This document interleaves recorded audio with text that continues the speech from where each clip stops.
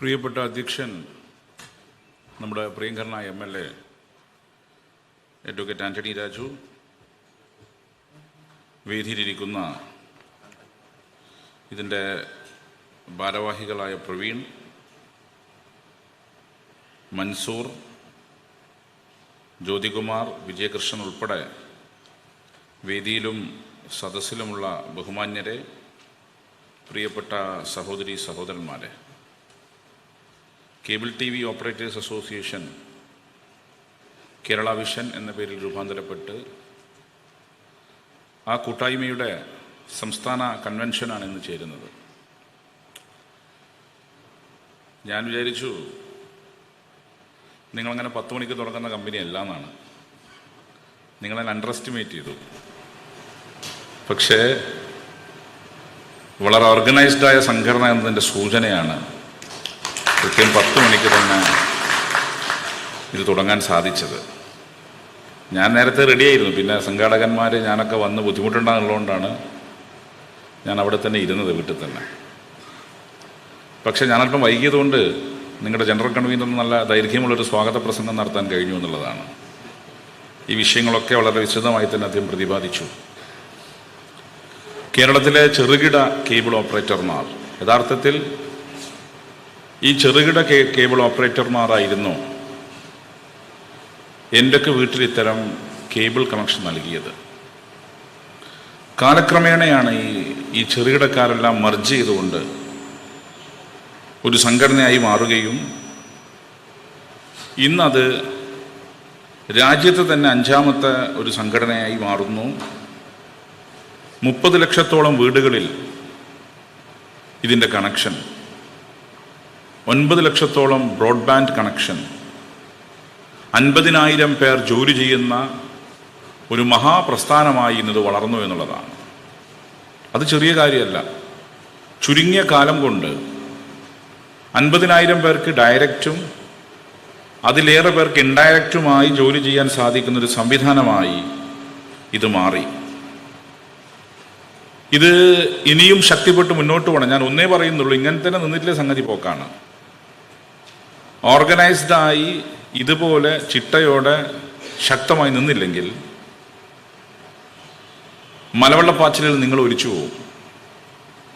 നിങ്ങൾ കാണുന്നുണ്ടാവുമല്ലോ പൊതു കാര്യങ്ങളൊക്കെ. നിങ്ങളൊരു കേബിൾ ഓപ്പറേറ്റർമാരുടെ കൂട്ടായ്മ, നിങ്ങൾക്ക് തന്നെ സ്വതന്ത്രമായ ചാനലുണ്ട്, KC കേരള വിഷൻ എന്ന പേരിൽ. അതോടൊപ്പം തന്നെ പ്രാദേശികമായ കാര്യങ്ങൾ ജനങ്ങളെ അറിയിക്കുന്നതും നിങ്ങൾ തന്നെയാണ്. അതൊരു സംശയമില്ലാത്ത കാര്യമാണ്. പ്രാദേശികം ഇപ്പം മുഖ്യധാരാ ചാനലുകൾക്ക് എല്ലാ ന്യൂസും പ്രാദേശികമായി കൊടുക്കാൻ പറ്റുന്ന വരില്ല. ആ പങ്ക് ഫലപ്രദമായി നിർവഹിക്കുന്നത് നിങ്ങൾ തന്നെയാണ്. മുഖ്യധാരാ ചാനൽ തന്നെ നമ്മളെല്ലാം പ്രസംഗം തന്നെ എങ്ങനെ കൊടുക്കുമെന്ന് വെച്ചാൽ ചിലപ്പം കൊടുക്കും, ചിലപ്പം കൊടുക്കൂല. ചിലപ്പോൾ നമ്മൾ എന്തെങ്കിലും വായിന്ന് കാര്യമായി എന്തെങ്കിലും പറഞ്ഞാൽ പിന്നെ അതൊരു ആഘോഷമായിരിക്കും. അതിനപ്പുറത്ത് വലിയ പ്രാധാന്യമൊന്നും കൊടുക്കൂല.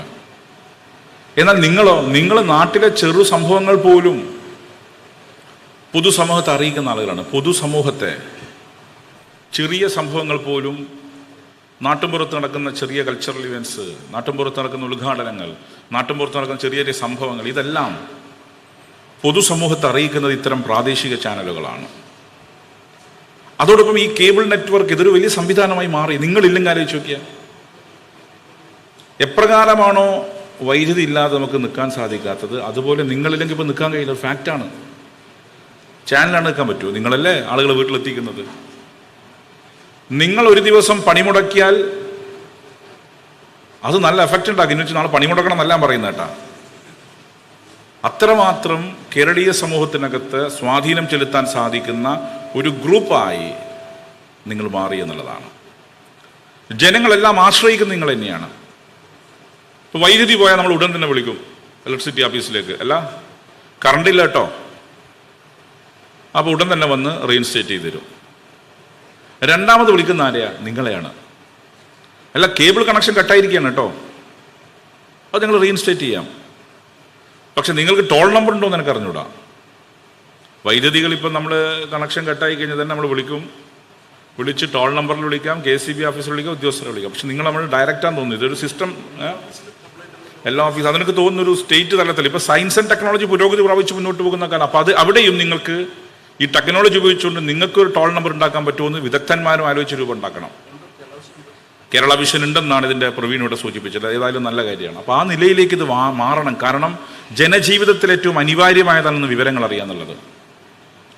വിവരങ്ങൾ അറിയൽ മാത്രമല്ലോ, നിങ്ങൾ എൻ്റർടൈൻമെൻറ്റ്സ് കാണിക്കുന്നത് നിങ്ങളിലൂടെയാണ്. എൻ്റർടൈൻമെൻറ്റ്സ് എന്ന് പറയുമ്പം സിനിമ കാണുന്നത്, കോമഡി ഷോ കാണുന്നത്, മ്യൂസിക് ആസ്വദിക്കുന്നത്, ഇങ്ങനെ മനുഷ്യ ജീവിതത്തിൽ മനുഷ്യൻ്റെ ആസ്വാദകരമായ കാര്യങ്ങളെല്ലാം കാണിക്കുന്ന വിഭാഗം നിങ്ങൾ തന്നെയാണ്. ഒരു സംശയമില്ലാത്ത കാര്യം. അപ്പം അത്രമാത്രം സ്വാധീനം നിങ്ങൾക്കുണ്ട്. ഓരോ വീടിനകത്തും നിങ്ങൾ എത്തുന്നുണ്ട്. നിങ്ങളെല്ലാ വീടിനകത്തും എത്തി എല്ലാ വീടുകളിലെയും TV ലൈവാക്കുന്ന നിങ്ങളാണ്. അതുകൊണ്ട് തന്നെയാണ് നിങ്ങൾ ഏറ്റവും പ്രധാനപ്പെട്ട ഒരു ഗ്രൂപ്പാണെന്ന് ഞാൻ പറയാൻ തയ്യാറാവുന്നത്. അതുപോലെ മറ്റൊരു കാര്യം, നേരത്തെ നിങ്ങൾ അൺഓർഗനൈസ്ഡ് ആയിരുന്നു. ഓരോ പ്രദേശത്തും ഓരോ യൂണിറ്റ് ആയിരുന്നു, ഓരോരോ സ്വകാര്യ സംരംഭകന്മാരായിരുന്നു. ആ സ്വകാര്യ സംരംഭകന്മാരെല്ലാം ഇന്ന് ഒത്തുചേർന്നു. അതാണ് കേബിൾ TV ഓപ്പറേറ്റർ അസോസിയേഷൻ എന്ന രീതിയിലേക്ക് രൂപാന്തരപ്പെട്ടത്, COA രൂപാന്തരപ്പെട്ടത്. ഇത് അഞ്ചാമത്തതാണെന്ന് സൂചിപ്പിച്ചു. ഞാൻ ഒരു കാര്യം പറയാം, ഇതൊരു ചെറുത്തുനിൽപ്പാണ്. പ്രത്യേകിച്ച് ഈ ഗ്ലോബലൈസേഷന്റെ കാലത്ത് കോർപ്പറേറ്റ് മുതലാളിമാർ എല്ലാ ചാനലുകളും വിഴുങ്ങാൻ ശ്രമിക്കുമ്പം നിങ്ങളുടെ സ്വാഗത ഭാഷകൻ പറഞ്ഞ കാര്യം കോർപ്പറേറ്റോട് കൺഫ്രണ്ട് ചെയ്തു പോകുന്നു എന്നുള്ളതാണ്. ഈ ചെറുത്തുനിൽപ്പ് തുടർന്നു പോകാൻ കഴിയണം.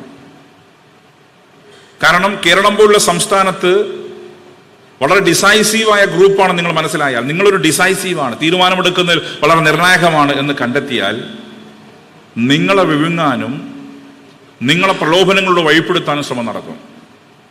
എപ്രകാരമാണോ പല ചാനലുകളും ഒരു പരിധിവരെ ചേർത്ത് നിന്നു.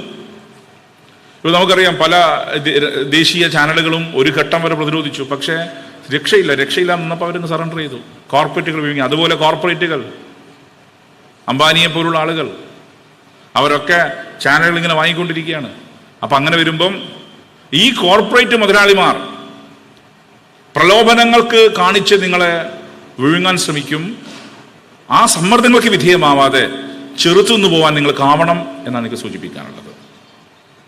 പിന്നെ നിങ്ങളുടെ കുറെ പ്രശ്നങ്ങളുണ്ട്.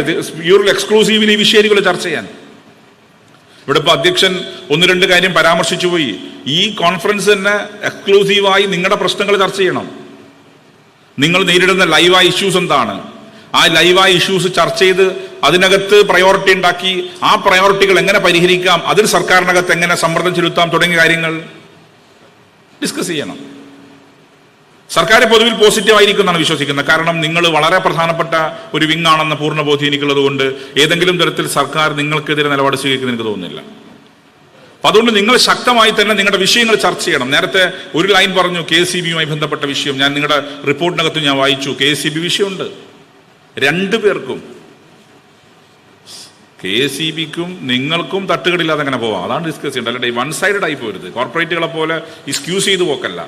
രണ്ടുപേർക്കും തട്ടില്ലാത്ത രീതിയിൽ എന്താണ് സമവായം, ആ രീതിയിലേക്ക് നിങ്ങൾ പോകണം. അങ്ങനെ പോകുമ്പം അതിനകത്ത് മധ്യവർത്തിയായി നമ്മുടെയൊക്കെ സഹായം വേണമെങ്കിൽ ആ നിലക്കൊക്കെ നിൽക്കാൻ നമ്മൾ തയ്യാറാകുമെന്നാണ് സൂചിപ്പിക്കുന്നത്. പിന്നെ നിങ്ങൾ കാണേണ്ട കാര്യം, AI-യുടെ കാരണം ആർട്ടിഫിഷ്യൽ ഇന്റലിജൻസ് ആണ്. ഇപ്പോൾ ഇന്ന് വായിച്ചു കാണുമല്ലോ, നിങ്ങൾ പത്രം വായിച്ചിട്ടുണ്ടാവും. സാം ഓൾട്ട്മാൻ ഇന്ത്യയിൽ വരിക. സാം ഓൾട്ട്മാൻ ആരാന്നറിയോ? ChatGPT എന്ന അതിൻ്റെ കണ്ടുപിടിച്ച മുതലാളിയാണ്. ChatGPT എന്ന ഒരു സെർച്ച് എഞ്ചിൻ, ആ സെർച്ച് എഞ്ചിൻ്റെ ഇൻവെന്റർ ഇന്ന് ഇന്ത്യയിലുണ്ട്. ഒരുപക്ഷെ നിങ്ങൾ ഈ രാവിലത്തെ ഈ ഓട്ടപ്പാച്ചനെ ശ്രദ്ധിച്ചിട്ടുണ്ടാവില്ല. സാം ആൾട്ട്മാൻ ഇങ്ങോട്ട് വരിക. ChatGPTയുടെ കാരണം അത് നിങ്ങൾ കാണണം. AI ആർട്ടിഫിഷ്യൽ ഇന്റലിജൻസ് എങ്ങനെയാണ് നിങ്ങളെ ബാധിക്കുക. ആർട്ടിഫിഷ്യൽ ഇന്റലിജൻസ് എല്ലാ മേഖലയിലും അപകട. ചിലി എന്ന രാജ്യം, ചിലിയുടെ പ്രത്യേകത സാൽവഡോർ അലൻഡയുടെ രാജ്യമാണ് ചിലി. ചിലി റെഗുലേറ്റ് ചെയ്തിരിക്കുക. ഏതൊക്കെ സെക്ടറിനകത്ത് ഇടപെടാം, ഏതൊക്കെ സെക്ടറിനകത്ത് റെഗുലേഷൻസ് വേണം, ആ നിലയിലേക്ക് ലോകത്തെ ഏറ്റവും ആദ്യത്തെ രാജ്യം, ഈ AI റെഗുലേറ്റ് ചെയ്ത രാജ്യം ചിലിയാണ്. അതുപോലെ റെഗുലേഷൻസ് ഇല്ലെങ്കിൽ സംഗതി പോക്കാണ്. ആർട്ടിഫിഷ്യൽ ഇന്റലിജൻസ് എല്ലാ മേഖലയിൽ ഇടപെടുകയാണ്. നിങ്ങൾ ഇപ്പോൾ കഴിഞ്ഞ ദിവസം നിങ്ങളെല്ലാ സിനിമയും കാണിക്കുന്ന ആളായിരിക്കുമല്ലോ. രേഖാചിത്ര സിനിമ കണ്ടിട്ടില്ലേ? ആ രേഖാചിത്രത്തിൽ എങ്ങനെ മമ്മൂട്ടി വന്ന മമ്മൂട്ടി AI ആണ്. നാളെ ഇപ്പോൾ നമ്മളാരെങ്കിലും നമ്മളിന്നിപ്പോൾ ആരും ഇപ്പോൾ AI എടുക്കേണ്ട കാര്യമൊന്നുമില്ല. പക്ഷെ നമ്മൾ കാണേണ്ടത് ആർട്ടിഫിഷ്യൽ ഇന്റലിജൻസ് എല്ലാ മേഖലയിലും കടന്നു വരുന്നു, എല്ലാ സെക്ടറിനകത്തും. അത് കടന്നു വരാൻ നിങ്ങളുടെ മേഖലയിൽ സാധ്യതയുണ്ടോ നിങ്ങൾ പരിശോധിക്കണം. നല്ല വശങ്ങൾ സ്വീകരിക്കാം, എല്ലാത്തിൻ്റെയും നല്ല വശങ്ങൾ സ്വീകരിക്കുമ്പോൾ എല്ലാത്തിലും മെറിറ്റ്സും ഡീമെറിറ്റ്സും ഉണ്ടാവും. പ്രോസ് ആൻഡ് കോൺസ് പറഞ്ഞ പോലെ എല്ലാത്തിലും മെറിറ്റ്സും ഡീമെറിറ്റ്സും ഉണ്ടാവും. മെറിറ്റ്സ് സ്വീകരിക്കുന്നത് തെറ്റുമില്ല, നല്ല വശങ്ങൾ സ്വീകരിക്കാം. നല്ല വശങ്ങൾ വരുമ്പോൾ ചീത്ത വശം ഉണ്ടെന്ന് മനസ്സിലായിക്കൊള്ളണം. അപ്പൊ അതിൽ നിങ്ങളൊരു ഇവിടെ ഇപ്പോൾ സ്വാഭാവികമായും ഇന്നും നാളെയും ഡിസ്കഷൻ ആയിരിക്കുമല്ലോ. കൺക്ലൂസീവ് സെഷന് മുമ്പായി ഡിസ്കഷൻസ് ഉണ്ടാവും, അതിന് റിപ്ലൈ ഉണ്ടാകും, അതിനകത്ത് നിങ്ങൾ പാസ്സാക്കാമെന്ന് റെസൊല്യൂഷൻസ് ഉണ്ടാവും, എല്ലാം ഉണ്ടാവും. അതിനകത്ത് നിങ്ങൾ ഏറ്റവും ഗൗരവമായി ചർച്ച ചെയ്യേണ്ട വിഷയം, ഈ മേഖലയിൽ ഇത് കടന്നു വരാൻ സാധ്യതയുണ്ടോ? ഞാനിപ്പോൾ അതോറിറ്റി ഒന്നും അതിനെക്കുറിച്ച് സംസാരിക്കാൻ. പക്ഷെ AI ക്ലാസ് റൂംസിലേക്ക് വന്നു എന്നാണ് പറയുന്നത്. ചൈനയിലൊക്കെ ക്ലാസ് റൂംസിലേക്ക് എങ്ങനെയാണെന്നറിയോ?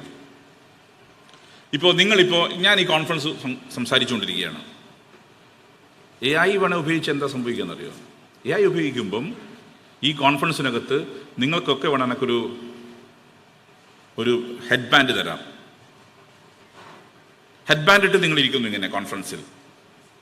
ആ ഹെഡ് ബാൻഡിൻ്റെ അകത്ത് 2 light, red light shows you are attending my speech, green light shows you are not attending my speech. അതിട്ടാൽ നിങ്ങൾ പ്രസംഗിക്കുന്ന, എൻ്റെ പ്രസംഗം ശ്രവിക്കുന്നുവെങ്കിൽ നിങ്ങളുടെ തലയിൽ റെഡ് ലൈറ്റ് ഇങ്ങനെ കത്തും. നിങ്ങൾ എൻ്റെ പ്രസംഗം അറ്റൻറ്റീവ് അല്ല, അപ്പോൾ ഗ്രീൻ ലൈറ്റ് കത്തും. അപ്പോൾ എനിക്ക് തിരിയും, അയാളെ നോക്കിയിട്ട് പ്രത്യേകിച്ച് കാര്യമൊന്നുമില്ല, മറ്റാളെ നോക്കാം. ഇങ്ങനെ എല്ലാ മേഖലയിലും AI ഇടപെടുകയാണ്.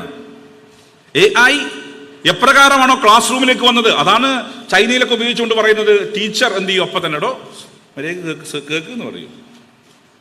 ഇത് എഡ്യൂക്കേഷൻ സെക്ടറിൽ വരുന്നു. എഡ്യൂക്കേഷനകത്ത് മാത്രമല്ല, ഇനിയിപ്പോൾ നിങ്ങൾ നോക്കണം, നമ്മളൊക്കെ ഇവിടെ ഇപ്പോൾ ആന്റണി ചേട്ടനുണ്ട്, ഞങ്ങൾ രണ്ടുപേരായിരിക്കും ഒരു പൊളിറ്റിക്സിന്റെ ഭാഗമായി മുഖ്യധാരയിലുള്ള ആൾക്കാരെ നടക്കുക. ബാക്കി എല്ലാവർക്കും രാഷ്ട്രീയം ഉണ്ടാവുമല്ലോ. രാഷ്ട്രീയം ഇല്ല എന്നൊക്കെ പറഞ്ഞ കള്ളത്തരാണ്, എല്ലാവർക്കും ഉണ്ടാവും. എല്ലോനും പൊളിറ്റിക്സ് ഉണ്ട്, എല്ലാം പൊളിറ്റിക്സിന്റെ ഭാഗമാണ്. നിങ്ങൾ ചിലപ്പോൾ ഞങ്ങൾക്ക് അങ്ങനെ ഒന്നും ഇല്ല എന്ന് പറഞ്ഞാൽ തന്നെ ഉള്ളിൽ രാഷ്ട്രീയം ഉണ്ടാവും. എല്ലാവർക്കും ഞങ്ങളൊക്കെ ബ്രാൻഡഡ് ആണല്ലോ. അപ്പം നിങ്ങൾ മാറേണ്ടത്, ഇപ്പോൾ ഒരു സ്ഥലത്ത് നമ്മൾ പ്രസംഗിക്കാൻ പോകുന്നു, പ്രസംഗം വേണം, വെലിങ്ങനെ വായിക്കൊന്നും വേണ്ട, AI-യിൽ അടിച്ച് ചാറ്റ് GPT-യിൽ അടിച്ചു കൊടുക്കുക. എന്താ ചാറ്റ് GPT-യിൽ അടിച്ചു കൊടുക്കുക? ചോദിക്കേണ്ടത് കേബിൾ ഓപ്പറേറ്റർ അസോസിയേഷന്റെ കോൺഫറൻസ് എന്ത് സംസാരിക്കണം, അപ്പൊ അതിങ്ങനെ അടിച്ചു തരും. ഇന്ന പോയിന്റ് നിങ്ങൾ സംസാരിച്ചോ. ഇതാണ് കാലം. ഇനി നിങ്ങളിപ്പോ കേബിൾ ഓപ്പറേറ്റേഴ്സിന്റെ ഒരു നേതാവ്, പേരൊന്നും ഞാൻ അയാൾക്കൊരു കവിത നാളെ, ഇത്രയും ഞാൻ അറിയുന്ന ഒരാളല്ലേ, എന്നാൽ പിന്നെ എനിക്കൊരു കാര്യം ചെയ്ത് ഞാനൊരു കവിത എഴുതി നാളങ്ങ് പ്രകാശിപ്പിച്ചില്ല. അപ്പോൾ ചോദിക്കും, നിങ്ങൾ കവിത എഴുതാൻ നിങ്ങൾക്ക് സർഗാത്മക, അത് പ്രശ്നമൊന്നുമില്ല.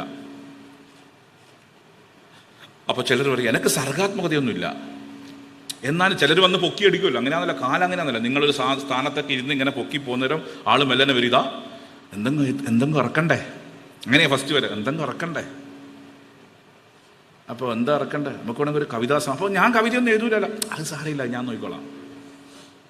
ചാറ്റ് GPT-യോട് ഒരു കവിത എഴുതി തരാൻ പറഞ്ഞാൽ അവർ എഴുതി തരും. കഥ എഴുതി തരാൻ പറഞ്ഞാൽ കഥ എഴുതി തരും. ലേഖന സമാഹാരം വേണമെങ്കിൽ അതും എഴുതി തരും. ഒരു പ്രശ്നവും. എന്നിട്ട് നിങ്ങൾക്ക് ബുക്ക് ഇറക്കാം എക്സ്. എന്നിട്ട് നമ്മളെ പോലത്തെ ആളെ വിളിച്ചിട്ട് ഇതാ ബുക്ക് ഇറക്കാൻ പോകുന്നു, എന്നിട്ട് നമ്മളെ പോലത്തെ വന്നിട്ട് ഓനെ പറ്റി മഹബ് പറയും. ഇതാണ് കാലം, ചാറ്റ് GPT-യുടെ കാലം, AI-യുടെ കാലം. ഇത് സാഹിത്യരംഗത്ത് മാത്രമല്ല, വിദ്യാഭ്യാസം, ഞാൻ പറഞ്ഞു ആരോഗ്യ മേഖല. ഇപ്പൊ ആരോഗ്യ മേഖലയിൽ എത്ര കാലം ഡോക്ടേഴ്സിന് പിടിച്ചു നിൽക്കാൻ പറ്റും? ഡോക്ടേഴ്സ് ഫസ്റ്റ് പോകുന്ന റേഡിയോളജിസ്റ്റുകളുടെ കാര്യമാണ്. ഇപ്പോൾ റേഡിയോളജിസ്റ്റാണ്, നിങ്ങൾക്കറിയാലോ, അവരാണല്ലോ ഈ സ്കാനിങ് റിപ്പോർട്ടൊക്കെ നോക്കി പറയേണ്ട ആൾക്കാർ.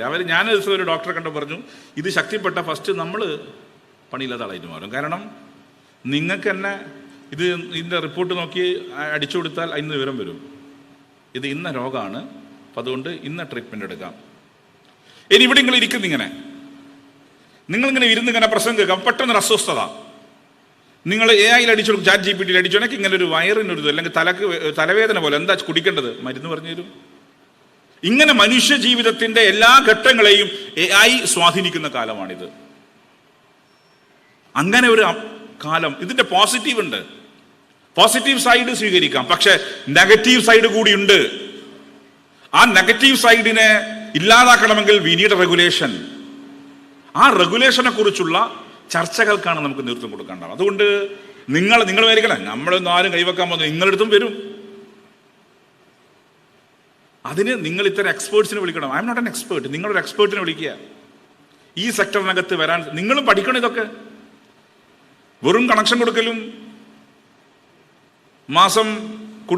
മാസം റെന്റ് പിരിച്ചെടുക്കലും അല്ല, അതിനപ്പുറത്ത് ടക്ക് ഫ്രണ്ട്ലി നിങ്ങളും ആവണം. അപ്പൊ നിങ്ങളുടെ വിഭാഗത്തെ 50,000 എന്ന് പറയുന്ന നിങ്ങളുടെ 50,000 എന്നാ പറയുന്നത് ഉണ്ടാവുമെന്ന് വിശ്വസിക്കുക. 50,000 ആള് നമ്മൾ റൗണ്ട് ചെയ്ത് പറയുന്നത് നമുക്ക് അങ്ങനെയാണല്ലോ, നമ്മൾ പറയുമ്പോൾ റൗണ്ട് ചെയ്ത് അടിക്കലായിരിക്കും. എന്തായാലും ആ വിഭാഗത്തെ ഇത് പരിശീലിപ്പിക്കണം. ഇതിന്റെ അപകടവശങ്ങളും പരിശീലിപ്പിക്കണം, മനസ്സിലാക്കി കൊടുക്കണം, നല്ല വശങ്ങളും പരിശീലിപ്പിച്ചെടുക്കാൻ പറ്റണം. ആ രീതിയിലേക്ക് നമുക്ക് മാറാൻ സാധിക്കണം എന്നുള്ളതാണ്. സയൻസ് ആൻഡ് ടെക്നോളജി പുരോഗതി പ്രാപിച്ച് ഇവിടെ എത്തി. ഇപ്പൊ ഇലോൺ മസ്ക് ആണല്ലോ അമേരിക്കൻ ഇലക്ഷൻ നിയന്ത്രിച്ചത്. ഇലോൺ മസ്ക് ആണ്. കഴിഞ്ഞ ദിവസം ഫ്യൂച്ചർ സമ്മിറ്റ് പങ്കെടുക്കാൻ കൊച്ചി പോയപ്പോൾ ഇലോൺ മസ്കിന്റെ ടെസ്ല ഉണ്ടായിരുന്നു കാറ്. നിങ്ങളൊന്ന് കയറണം, നമ്മളെല്ലാം അറിയണമല്ലോ. അപ്പൊ ഞാൻ കയറി നോക്കി. അവര് പറയുന്നത് 550 കിലോമീറ്റർ ഓടാണ് ഒരു തവണ ചാർജ് ചെയ്താൽ. ഇതാണ് ടെക്നോളജി മാറുകയാണ് ഇലോൺ മസ്കിൻ്റെത്. അത് മാത്രമല്ല, സോഷ്യൽ മീഡിയയുടെ സ്ഥലം നമ്മൾ ജീവിക്കുന്നത്. സോഷ്യൽ മീഡിയ സ്പേസ് ഉണ്ട് ഒരു ഭാഗത്ത്. സോഷ്യൽ മീഡിയ എന്ന് പറയുമ്പോൾ ഒരു ഭാഗത്ത് നിങ്ങൾ അറിയേണ്ട കാര്യം, ഈ രാജ്യത്തെ നിയന്ത്രിക്കാൻ പോകുന്ന ആരെയും ലോകത്തെ. മുമ്പ് ഫ്യൂഡൽസ് ഉണ്ടായിരുന്നു. ഫ്യൂഡലിസം കേട്ടില്ല നിങ്ങൾ? ഫ്യൂഡൽ ജന്മി പ്രഭുമാർ. ഇപ്പൊ അതല്ല, ഇപ്പൊ ടെക്നോ ഫ്യൂഡലിസം ആണ്. ടെക്നോ ഫ്യൂഡലിസത്തിന്റെ ഇറയിലാണ് നമ്മൾ ജീവിക്കുന്നത്. ആരാ നമ്മൾ നിയന്ത്രിക്കാൻ പോകുന്നത്? മുമ്പ് നാട്ടിലെ ഓരോ യജമാനന്മാരുണ്ടായിരുന്നു, അവരാണ് കൈകാര്യം ചെയ്തെങ്കിൽ ഇന്ന് അങ്ങനെയല്ല. ഇന്ന് ടെക്നോ ഫ്യൂഡൽസ് ആണ്. ആരാ ടെക്നോ ഫ്യൂഡൽസ്? സുക്കർബർഗ്. നിങ്ങളിപ്പോൾ ഇരിക്കുമ്പോൾ അത് അവരിങ്ങനെ പരണ്ടി കളിക്കുന്നുണ്ട്. പൈസ കിട്ടുന്നുണ്ട് സുക്കർബർഗിന്. നിങ്ങൾ ഇരിക്കുമ്പോൾ ചിലര് അങ്ങനെയാണല്ലോ, പ്രസംഗം ഒന്നും ആക്കി വലിയ ഇഷ്ടമല്ല. അതുകൊണ്ട് ഞാനധികം ദീർഘിപ്പിക്കുന്നില്ല, ബേജാറാവണ്ട. നിങ്ങളിപ്പോ എന്റെ പ്രസംഗം അലോസരമായി തോന്നിക്കഴിഞ്ഞാൽ നിങ്ങൾ മേലെ മൊബൈലിൽ ഫോൺ എടുക്കും, നിങ്ങൾ തോണ്ടും. അപ്പൊ നിങ്ങൾ സ്വാഭാവികമായിട്ട് നിങ്ങളിൽ ഭൂരിഭാഗം ആൾക്കാരുള്ള ഏതൊക്കെ social media platform? First Facebook ആയിരിക്കും, സെക്കൻഡ് ഇൻസ്റ്റാഗ്രാം ആയിരിക്കും. അപ്പൊ ആർക്കാ പൈസ കിട്ടുക? പൈസ കിട്ടാൻ പോകുന്നത് സൂക്കർബർഗിനാണ്. ലോകത്ത് എവിടെ മാന്തിയാലും സൂക്കർബർഗിന് പൈസ കിട്ടും.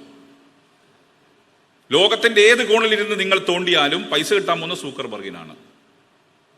പിന്നെ രണ്ടാമത്തെ ജന്മി ആരാ? ഇലോൺ മസ്ക് ആണ്, ട്വിറ്റർ. മൂന്നാമത്തെ ജന്മിയാണ് ഗൂഗിളിന്റെ ഓണർ, ഗൂഗിളിന്റെ സുന്ദർ പിച്ചെ പാരീസ് എന്നൊക്കെ പറഞ്ഞ ആളാ, അവർക്ക് കിട്ടും പൈസ. നാലാമൻ ആരാ? നാലാമൻ ആമസോൺ, ജെഫ് ബെസോസ്. ആമസോൺ നിങ്ങൾക്ക് അറിയാം, എല്ലാവരും ആമസോണിൽ ഓർഡറിങ് അല്ലേ. അപ്പൊ ലോകം ഇങ്ങനെ കുറച്ചാളെ കയ്യിലേക്ക് പോയി. നേരത്തെ ഫ്യൂഡലിസത്തിന്റെ കാലമായിരുന്നുവെങ്കിൽ ഇന്ന് ടെക്നോ ഫ്യൂഡൽസിന്റെ കാലമാണ്. ലോകമാകെ കീഴ്പ്പെടുത്തിയിരിക്കുന്ന 4-5 പേർ. അവർക്ക് എങ്ങനെ കുളിച്ചാലും പൈസ, എങ്ങനെ അണക്കിയാലും പൈസയാണ്. അപ്പൊ ആ രീതിയിലേക്ക് ലോകം മാറുന്നു. നമ്മുടെ അഭിപ്രായങ്ങൾ പോലും രൂപീകരിക്കാൻ ചിലപ്പോ നമ്മളെ സ്വാധീനിക്കുന്ന ആരാ? ഇത്തരം സോഷ്യൽ മീഡിയ സ്പേസ് ആണ്. ഇത്തരം സോഷ്യൽ മീഡിയ സ്പേസിനകത്ത് നടക്കുന്ന പ്രചാരവേലകൾ, അവര് നിങ്ങൾ അറിയാതെ നിങ്ങളുടെ മസ്തിഷ്കത്തിനകത്ത് കയറി നിങ്ങളുടെ എന്ത് ചിന്തിക്കണം, നിങ്ങൾ എന്ത് പറയണം എന്ന രീതിയിലേക്ക് നിങ്ങളെ ചിന്തിപ്പിക്കുന്നു. നിങ്ങളുടെ അഭിപ്രായമല്ല, വരുന്ന സോഷ്യൽ മീഡിയ സ്പേസിൽ നിങ്ങൾ കിട്ടിയ വിവരം വെച്ചിട്ട് അങ്ങ് പ്രതികരിക്കുകയാണ്. ആ രീതിയിലേക്ക് ലോകം മാറുകയാണ്. അതുകൊണ്ടാണ് ഓക്സ്ഫോർഡ് ഇയർ ഓഫ് ദ വേർഡായി തെരഞ്ഞെടുത്തതെന്ന് അറിയോ? ഓക്സ്ഫോർഡ് ഇയർ ഓഫ് ദ വേർഡായി തെരഞ്ഞെടുത്തത് ബ്രെയിൻ റോട്ട് എന്നാണ്. നിങ്ങൾ നിങ്ങളുടെ മസ്തിഷ്കത്തിലൂടെ അഭിപ്രായം പറയാതെ സോഷ്യൽ മീഡിയ സ്പേസിൽ നിന്നും കിട്ടുന്ന കാര്യങ്ങൾ മനസ്സിലാക്കി വെച്ച് അഭിപ്രായം പറയുന്നു. അതാണ് ഓക്സ്ഫോർഡ് ഇയർ ഓഫ് ദ വേർഡായി തെരഞ്ഞെടുത്ത് ബ്രെയിൻ റോട്ട് എന്ന വാക്കിന്. അപ്പൊ അത്തരം ഒരു കാലഘട്ടത്തിലൂടെ നാം കടന്നു പോവുകയാണ്. അപ്പൊ അതുകൊണ്ട് ഞാൻ വീണ്ടും വരാം. ഈ കാലഘട്ടം നേരിടുന്ന ഈ പ്രതിസന്ധികളെ, പ്രത്യേകിച്ച് AI-യുടെ കാലത്ത് ഇതിനെ എങ്ങനെ നിങ്ങൾക്ക് ഉപയോഗപ്പെടുത്താം ഗുണകരമാവുന്ന രീതിയിൽ, ആ ഗുണകരമാവുന്ന രീതിയിൽ ഇതിനെ ഉപയോഗപ്പെടുത്താൻ ഉതകുന്ന രീതിയിലുള്ള ചർച്ചകൾ ഇവിടെ ഉയർന്നു വരണം എന്നാണ് എനിക്ക് സൂചിപ്പിക്കാനുള്ളത്. പിന്നെ നിങ്ങളുടെ സെക്ടറിനകത്ത് ഇതെങ്ങനെ ഉപയോഗപ്പെടുത്താം, സെക്ടറിനകത്ത് ഇതിന്റെ അപകടങ്ങൾ എങ്ങനെ പരിഹരിക്കാം തുടങ്ങിയ കാര്യങ്ങളെല്ലാം സജീവമായി ചർച്ച ചെയ്യണം എന്നിവിടെ സൂചിപ്പിക്കുകയാണ്. മറ്റ് വിശദാംശങ്ങളിലേക്ക് ഞാൻ കടന്നു പോകുന്നില്ല. കാരണം ഈ സെക്ടറിനെ കുറിച്ച് അഗാധമായ പാണ്ഡിത്യം നിനക്കില്ല. ഇങ്ങനെ ഉപരിപ്ലവമായി കണ്ട് മനസ്സിലാക്കിയ കാര്യങ്ങൾക്ക് അപ്പുറത്ത് കേബിൾ ഓപ്പറേറ്റേഴ്സ് അസോസിയേഷൻ്റെ ഇൻഡപ്തിൽ പോയി കാര്യം പഠിച്ച ഒരാളല്ല ഞാൻ. അപ്പോൾ ഞങ്ങൾ പ്രഥമ ദൃഷ്ടിയെ ഞങ്ങൾ വിലയിരുത്തിയ കാര്യങ്ങളാണ് നേരത്തെ ആന്റണി ചേട്ടനും പറഞ്ഞു, ഇപ്പം ഞാനും പറഞ്ഞു. നിങ്ങളുടെ ഇത്തരം ഇഷ്യൂസിന് അതോടൊപ്പം റൗണ്ട് ദ ക്ലോക്ക് ആളുകൾക്ക് ഇത് വേണം. റൗണ്ട് ദ ക്ലോക്ക് ഏതെങ്കിലും ഇപ്പൊ നമ്മൾ നോക്കുക, ചില കാര്യത്തിൽ കേബിൾ കട്ടായി പോന്നു. ഈ ആധുനിക കാലത്ത് അങ്ങനെ കട്ടാവാൻ പാടുണ്ടോ? നിങ്ങൾ ചർച്ച ചെയ്യേണ്ട കാര്യമാണ്. കട്ടാവുമ്പോൾ തന്നെ ഇപ്പൊ നമ്മൾ നോക്കാം, ഓട്ടോമാറ്റിക്കായി ഉണ്ടല്ലോ. ഇപ്പോൾ കറണ്ട് പോയി കഴിഞ്ഞാൽ വിത്തിൻ 30 സെക്കൻഡ് ജനറേറ്റർ വർക്ക് ചെയ്യും. അതുപോലെ ഏതെങ്കിലും ഒരു പ്രദേശത്ത് കേബിൾ നെറ്റ്വർക്ക് ഡിഫോൾട്ട് ചെയ്യപ്പെടുമ്പം അതെങ്ങനെ ഓട്ടോമാറ്റിക്കായി റീഇൻസ്റ്റേറ്റ് ചെയ്യാൻ പറ്റും, ആ രീതിയിലേക്ക് എങ്ങനെ ടെക്നോളജി വളർത്താം, ആ രീതിയിൽ എങ്ങനെ നിങ്ങളുടെ സംവിധാനത്തെ ഉയർത്താം, ഉണ്ടാവും. ഒരു സംശയവും വേണ്ട. നിങ്ങൾക്കിപ്പം വേണം ഒറ്റടേ അതൊന്നും ഇല്ല എന്ന് പറഞ്ഞ് അങ്ങ് നോ പറയാം. അതുണ്ടാവും. ഇല്ല എന്ന് പറയുന്നത് എളുപ്പം. To say no is very easy. അത് എളുപ്പമാണല്ലോ. നോ അത് നടക്കൂല. ഇപ്പം അങ്ങനെയാണ് നമ്മൾ പൊതുവിൽ അങ്ങനെയാണല്ലോ. എന്ത് പറഞ്ഞാൽ നടക്കാൻ പോകുന്നില്ല. അത് നെഗറ്റീവ് ഊർജ്ജ. അതിനപ്പുറത്ത് ഇന്നിപ്പോ പലയിടത്തും നമ്മൾ നേരിടുന്ന പ്രശ്നം ഈ കണക്ഷൻ കട്ടായി പോകുന്ന പ്രശ്നമാണ്. അപ്പം അത്തരം പ്രശ്നങ്ങൾ ഉണ്ടെങ്കിൽ അത് വിത്തൗട്ട് ഇന്ററപ്ഷൻ എങ്ങനെ ഈ സിസ്റ്റം നിങ്ങൾക്ക് റൺ ചെയ്യാൻ സാധിക്കും, ആ നിലയിലേക്കുള്ള ടെക്നോളജിയെ കുറിച്ച് കൂടി നിങ്ങൾ ചർച്ച ചെയ്യണം. മറ്റു വിശദാംശങ്ങളും ഞാൻ കടന്നു പോകുന്നില്ല. ഏതായാലും വളരെ ഫ്രൂട്ട്ഫുൾ ആയ ഒരു ചർച്ച ഇവിടെ ഉയർന്നു വരുന്ന ഞാൻ പ്രതീക്ഷിക്കുന്നത്. അതിനകത്ത് ടെക്നോളജിയെ ഉയർത്തിക്കൊണ്ട് ഇപ്പോഴുള്ള ഇതിങ്ങനെ പോയാൽ പോരാ. ഈ ഒരു പ്ലാറ്റ്ഫോമിൽ നിന്നുകൊണ്ട് ഇങ്ങനെ പോക്കല്ല, ഇതിനെങ്ങനെ ഉയർത്താം, ആ നിലയിലേക്കുള്ള കാര്യം ഞാൻ പറഞ്ഞല്ലോ. ഇപ്പൊ ഹൈബ്രിഡ് വാഹനങ്ങൾ ഇറങ്ങുന്ന ഹൈബ്രിഡാണ്. ഇന്നോവ ഇപ്പൊ പുതിയ ഇറക്കിയ ഹൈബ്രിഡ് മോഡലാണ്. ഫ്യൂവലിലൂടെ കറണ്ടിലും. അതുപോലെ നിങ്ങളുടെ സിസ്റ്റം അങ്ങനെ ആക്കണം. ആ സിസ്റ്റം ആക്കണമെങ്കിൽ നിങ്ങൾക്ക് നല്ല ടെക്നിക്കൽ വിങ് ഉണ്ടാവണം, റിസർച്ച് വിങ് ഉണ്ടാവണം, ടെക്നിക്കൽ വിങ് ഉണ്ടാവണം. അവരിതിനെക്കുറിച്ച് പഠനം നടത്തണം. ആ ടെക്നിക്കൽ വിങ്ങും റിസർച്ച് വിങ്ങും ഇതിനെക്കുറിച്ച് പഠനം നടത്തി ഇത്തരം നേരിടുന്ന പ്രശ്നങ്ങൾ, ഇന്ററപ്ഷൻസ് എങ്ങനെ ഒഴിവാക്കാം, അതോടൊപ്പം തന്നെ നിങ്ങളുടെ ഈ വിഷൻസ് ഇപ്പോൾ കാണിക്കുന്ന പിക്ചേഴ്സിന്റെ ക്ലാരിറ്റി എങ്ങനെ കൂട്ടാം, അതൊക്കെ വളരെ പ്രധാനമാണ്. കാരണം ഈ വിഷൻസ് ക്ലാരിറ്റി അല്ലെങ്കിൽ ഇപ്പോൾ പ്രാദേശിക ചാനൽ കാണിക്കുമ്പോൾ, ന്യൂസ് നെറ്റ്വർക്ക് കാണിക്കുമ്പം അതിൻ്റെ വിഷൻസ് എങ്ങനെ മുഖ്യധാരയോട് കമ്പീറ്റ് ചെയ്യാൻ സാധിക്കുന്ന രീതിയിലേക്ക് കാണിക്കാൻ സാധിക്കും, അതിന് നിങ്ങൾക്ക് എങ്ങനെയൊക്കെ ചെയ്യാൻ പറ്റും. ഇപ്പോൾ ഓരോ പ്രദേശത്തും ഓരോ ചാനലുകളുണ്ട്. ചിലത് ജില്ലാടിസ്ഥാനത്തിലുണ്ട്, ചിലത് സംസ്ഥാന അടിസ്ഥാനത്തിലുണ്ട്. അത്തരം സംവിധാനങ്ങളൊക്കെ എങ്ങനെ അപ്ഗ്രേഡ് ചെയ്യാം എന്ന കൂടുതലുള്ള ചർച്ചകൾ ഇതുമായി ബന്ധപ്പെട്ട് ഉയർത്തിക്കൊണ്ട് നിങ്ങൾക്ക് സാധിക്കണമെന്ന് മാത്രം പറഞ്ഞ് മറ്റു കൂടുതൽ കാര്യങ്ങൾക്കൊന്നും കടന്നു പോകും. ഒരു കാര്യം വിമർശനാത്മകമായി പറയുകയാണ്, വിളക്ക് കത്തിച്ച എല്ലാ ആണുങ്ങളാണ്, ഒറ്റ പെണ്ണുങ്ങളെ കണ്ടിട്ടില്ല. അപ്പോൾ അതിനകത്ത് ഒരാളെല്ലാം സ്റ്റേജിൽ എടുത്തിട്ട് ശ്രദ്ധിക്കണം. ഞാൻ മനസ്സിലാക്കുന്നവർ കുറേ ഇത് ഓപ്പറേറ്റ് ചെയ്യുന്ന ആൾക്കാരുണ്ട്. അത് നമ്മളെ ഈ ആണുങ്ങളൊരു അതിപ്രസരത്തിൽ ഈ പാവങ്ങൾ അരഞ്ഞു പോയതാണ്. അപ്പോൾ അവരെ കൂടി ഒന്ന് ഇത്തരം സംവിധാനത്തിൻ്റെ നേതൃത്വത്തിലേക്ക് ഉയർത്തിക്കൊണ്ടുവരാൻ നിങ്ങൾ ശ്രദ്ധിക്കണം എന്ന് വിമർശനാത്മകമായി ചൂണ്ടിക്കാണിച്ചുകൊണ്ട് ഇത് ഉദ്ഘാടനം ചെയ്യാൻ പ്രഖ്യാപിക്കുകയാണ്.